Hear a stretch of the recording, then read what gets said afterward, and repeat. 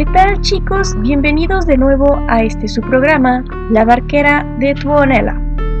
Para el programa de hoy, les traemos una historia cósmica de horrores de parte de la imaginación de Hélène Berchiel, una artista tanto de las letras escritas como de las melódicas, escritora, promotora del arte y la cultura y cantante independiente.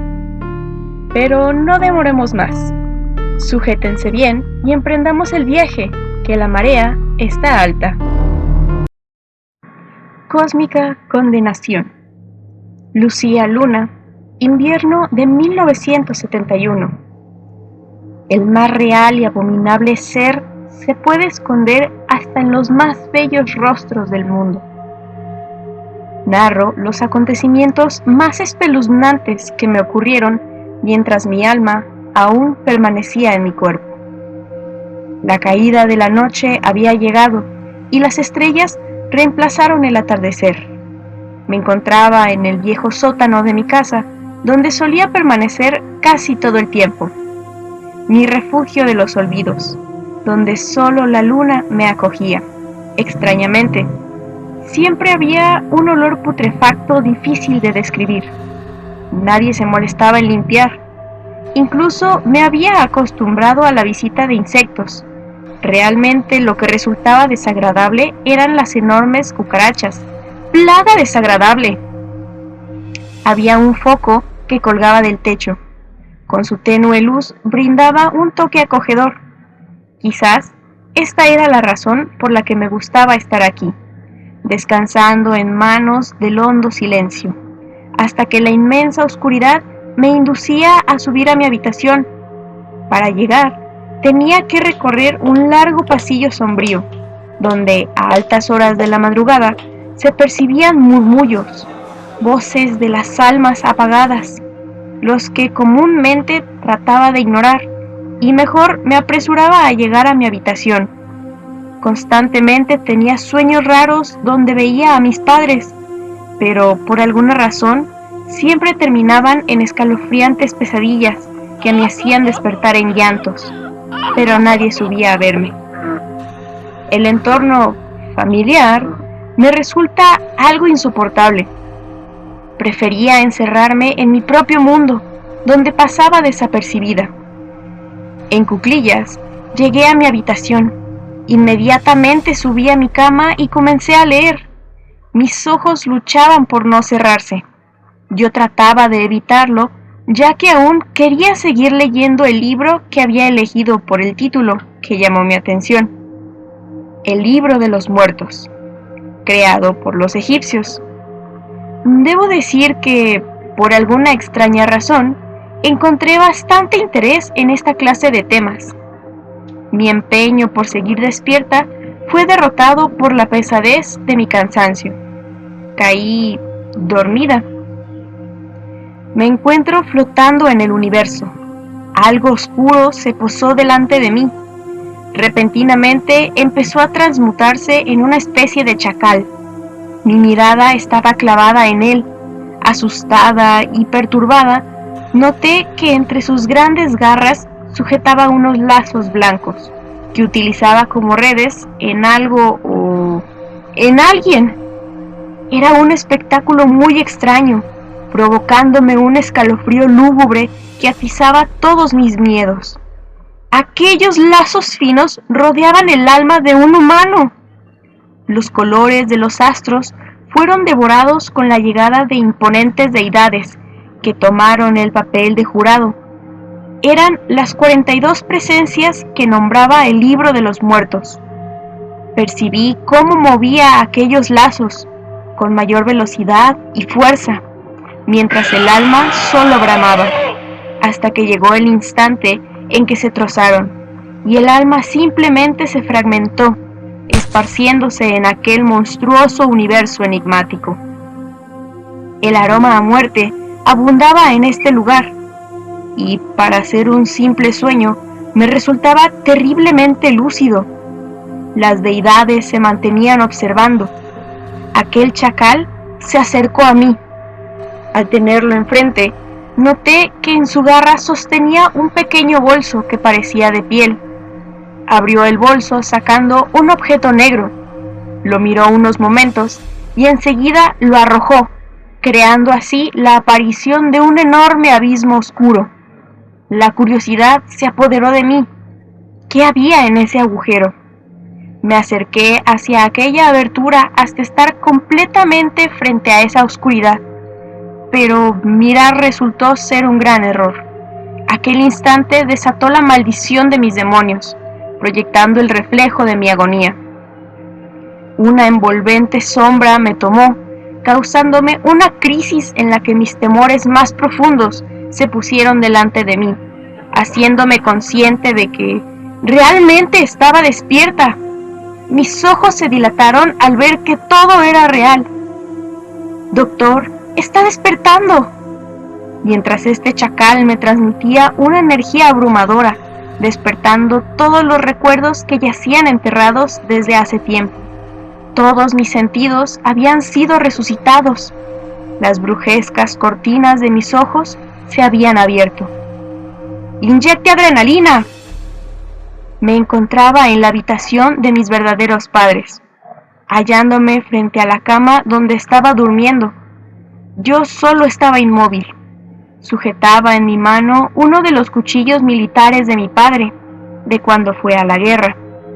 Me lancé hacia él. Comencé a apuñalarlo sin cesar, sacándole trozos de carne, mientras su sangre caía en mis manos, se derramaba entre las sábanas hasta tocar el piso. En ese momento, mi alma se sentía tan fuerte. Por fin su miserable vida había terminado. «Ella no merecía estar muerta», exclamé con lágrimas en los ojos. «¡No está funcionando!». La bestia de mi padre había dejado a mi madre abatida, allí, en la cama, tal y como las dolencias de aquella tortura y muerte que él le dio como último beso de buenas noches. En mi cabeza aún resonaban los gritos agónicos que ella soltaba minutos antes de morir, mientras exclamaba: «¡Para, por favor! ¡No lo hagas, José!», hasta que su voz se apagó junto con su vida.